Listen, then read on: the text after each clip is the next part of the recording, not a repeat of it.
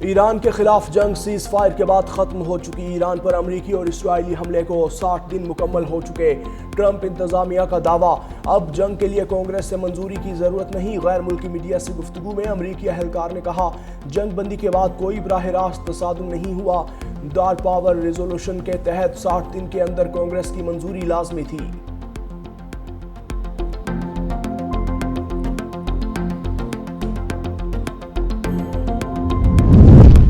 ایران معاہدہ کرنے کے لیے بے تاب ہے۔ ایران بحری ناکہ بندی کے سبب تیل سے پیسے نہیں کما پا رہا۔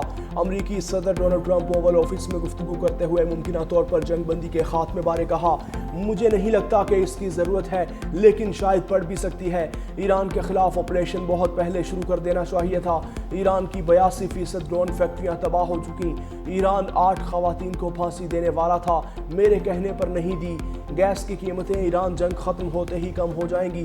ایران کو امریکہ میں فیفا ورلڈ کپ میں شرکت کی اجازت دینی چاہیے۔ پاکستان کے وزیر اعظم نے کہا، میں نے 3 سے 5 کروڑ جانیں بچائیں۔ پاکستان اور بھارت کی جنگ میں 11 طیارے گرائے گئے۔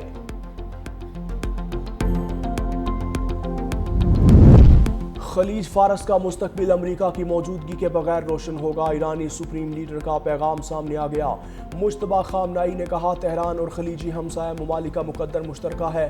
فساد کرنے والے ممالک کی جگہ خلیج فارس کے پانیوں کی تہ کے سوا کچھ نہیں۔ ایران اپنی جوہری اور میزائل صلاحیتوں کو قومی طاقت سمجھتا ہے۔ ایرانی عوام ان صلاحیتوں کو ملک کی زمین، پانی اور فضائی سرحدوں کی طرح اہم سمجھتے ہیں اور ان کی حفاظت کریں گے۔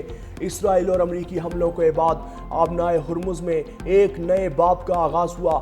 آبنائے ہرمز کا نیا انتظامی منصوبہ تمام خلیجی ممالک کے لیے معاشی فوائد لے کر آئے گا۔ تہران خلیجی علاقے کو محفوظ بنائے گا اور دشمنوں کی آبی گزرگاہوں کو ختم کر دے گا۔ 8 کروڑ لیٹر ڈیزل کے ساتھ پاکستانی جہاز آبنائے ہرمز پار کر گیا۔ ایرانی پاسداران انقلاب نے ایک اور پاکستانی جہاز کو ہرمز سے گزرنے کی خصوصی اجازت دے دی۔ پاکستانی بحری جہاز آبنائے ہرمز پار کرنے کے بعد خلیج عمان میں داخل ہو گیا۔ جہاز 2 سے 3 روز عالمی منڈی میں خام تیل کی قیمتوں میں کمی ہو گئی۔ غیر ملکی میڈیا کے مطابق عالمی مارکیٹ میں برنٹ خام تیل $124 سے کم ہو کر $114 فی بیرل پر آ گیا، جبکہ WTI کی فی بیرل قیمت $110 سے $104 ہو گئی۔ تیل کی عالمی مارکیٹ میں 4 سال کی بلند ترین سطح کے بعد اب بہتری دیکھنے میں آئی ہے۔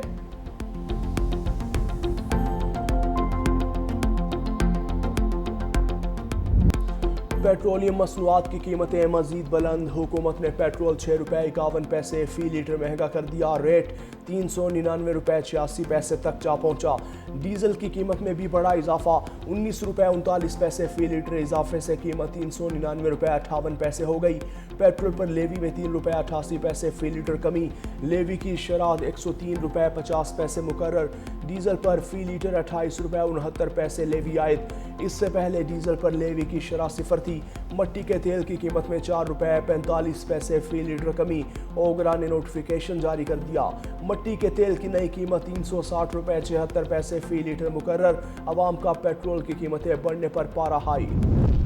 وزیر اعظم کا معاشی طور پر کمزور طبقے کے لیے ریلیف جاری رکھنے کا فیصلہ۔ موٹر سائیکل سواروں، پبلک اور گوڈز ٹرانسپورٹ کے لیے سبسڈی میں 1 ماہ کی توسیع۔ شہباز شریف کا کہنا ہے، سفری کرایوں اور مال بردار گاڑیوں کے کرایوں میں اضافہ روکا جائے۔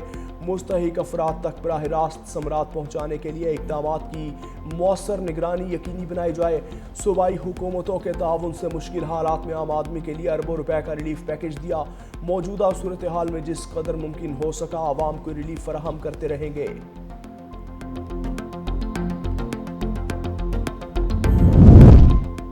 سندھ حکومت کا کم آمدن والے طبقے کے لیے بڑا اعلان۔ وزیر اعلیٰ سندھ نے موٹر سائیکل مالکان کے لیے ٹارگیٹڈ فیول سبسڈی میں توسیع کر دی۔ مراد علی شاہ کا کہنا ہے، موٹر سائیکل مالکان کو دی جانے والی سبسڈی جاری رہے گی۔ پیٹرول کی بڑھتی قیمتوں کے باعث فی موٹر سائیکل ₹2000 سبسڈی دی جا رہی ہے۔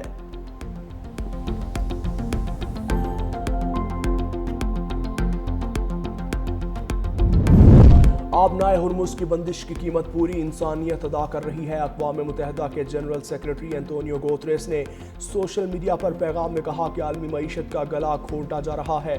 جہاز رانی کے حقوق اور آزادیوں کو محدود کیے جانے پر سخت تشویش ہے، جس سے توانائی، ٹرانسپورٹ، مینوفیکچرنگ اور خوراک کی منڈیاں درہم برہم ہو رہی ہیں۔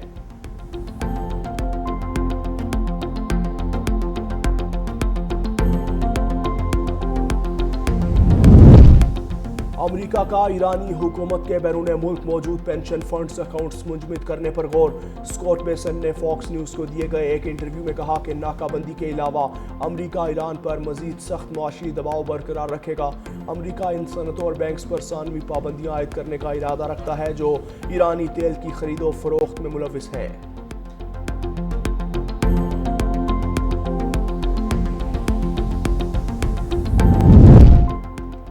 ایران جنگ میں اربوں ڈالر مالیت کا امریکی فوجی ساز و سامان تباہ ہوا۔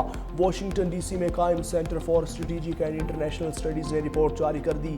امریکی تھنک ٹینک کی رپورٹ کے مطابق ایران کے میزائلوں اور ڈرونز نے $2.8 بلین کے امریکی فوجی ساز و سامان کو تباہ کیا۔ عرب میڈیا کے مطابق 28 فروری سے جنگ کے آغاز کے بعد سے اب تک امریکی فوج کے نقصان پر یہ سب سے پہلا تفصیلی تخمینہ ہے۔ پاک ایران فضائی سفر 60 دن بعد بحال، تہران اسلام آباد کی پروازیں شروع۔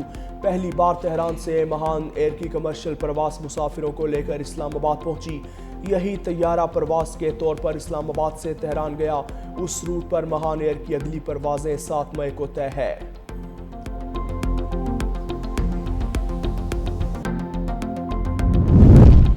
ڈونلڈ ٹرمپ کی صدارتی امیدواروں کے لیے لازمی ذہنی معائنہ کروانے کی تجویز۔ سوشل میڈیا پر پوسٹ میں لکھا بطور صدر 3 بار ذہنی حالت سے متعلق ٹیسٹ دیا، تینوں بار کامیاب ہوا۔ صدارتی یا نائب صدارتی امیدواروں کے لیے انتخابی دوڑ میں شامل ہونے سے پہلے لازمی ذہنی امتحان ہونا چاہیے۔ ایسا کرنے سے Barack Obama, sleepy Joe Biden جیسے لوگوں کے منتخب ہونے پر حیرانی نہیں ہوگی۔ ایک سروے میں امریکی شہریوں نے ٹرمپ کی ذہنی حالت پر شک و شبہات کا اظہار کیا تھا۔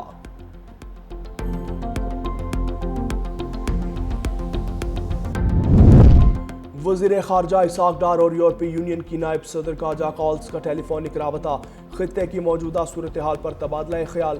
ترجمان دفتر خارجہ کے مطابق یورپی یونین کی نائب صدر نے امن کے لیے پاکستان کے مثبت کردار کی تعریف کی۔ اسحاق ڈار نے کہا کہ پاکستان خطے میں امن و استحکام کے لیے اپنا کردار جاری رکھے گا۔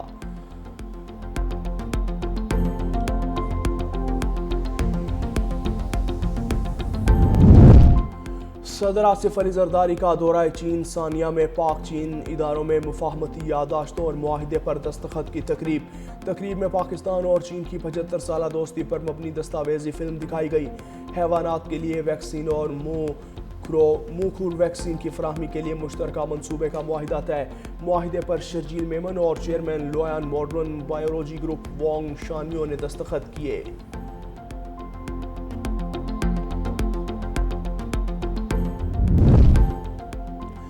مارکہ حق قائد اعظم یونیورسٹی اسلام آباد میں مباحثے کا انعقاد۔ علمی شخصیات، دانشوروں اور طلباء اور طالبات نے بھرپور شرکت کی۔ مقررین نے پاکستان کی مؤثر سفارتکاری، عالمی سطح پر ثالثی کے بڑھتے کردار اور بین الاقوامی اہمیت میں اضافے کو نمایاں کامیابیاں قرار دیا۔ تقریب کے شرکاء نے بہترین سفارتکاری اور شاندار ملٹری ڈپلومیسی پر پاکستانی قیادت کو خراج تحسین پیش کیا۔ شرکاء نے کہا بھارت نے پاکستان کے خلاف جتنی بھی سازشیں کی ہیں اس میں ہر بار ناکام رہا۔ مارکہ حق کی عظیم فتح کو 1 سال مکمل ہو چکا اور ہم اس پر فخر کرتے ہیں۔ مزار اقبال پر بنیان المرصوص کے حوالے سے تقریب کا انعقاد۔ اسکول کے بچوں نے مزار پر پھول چڑھائے۔ گلوکار راحت فتح علی خان نے کلام اقبال پیش کیا۔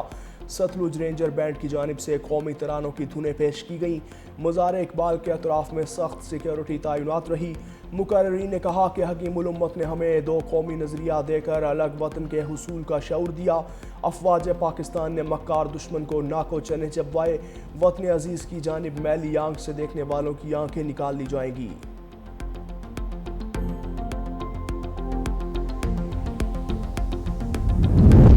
سندھ اور بلوچستان کے بیشتر اضلاع گرمی کی لپیٹ میں۔ جام شورو، شہید بے نظیر آباد، سانگھڑ، دادو سمیت کئی اضلاع میں درجہ حرارت معمول سے 4 سے 6 ڈگری زیادہ رہنے کا امکان۔ آج ملک کے بیشتر علاقوں میں موسم گرم اور خشک رہنے کا امکان۔ محکمہ موسمیات نے 3 مئی تک ہیٹ ویو الرٹ جاری کر رکھا ہے۔